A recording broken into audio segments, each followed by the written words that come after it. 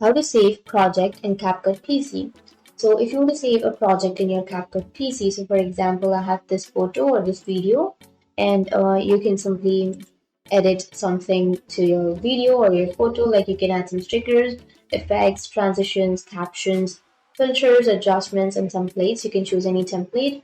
So you will have all of these options, right? So you can simply edit your photo or your video, and once you've edited, now let me tell you one thing, that if you want to save something or if you want to save a project on your CapCut, then you don't need to do anything. You just need to back up. You can remove this tab, and here you will have that video or your photo.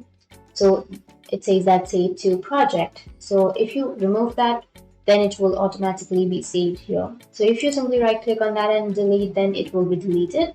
But you can simply open that again, and here you will have your photo or your video. So to save your project, just simply go for the cross which is on the upper right, and it will be saved to the project. So that's it. It was that easy to save in CapCut.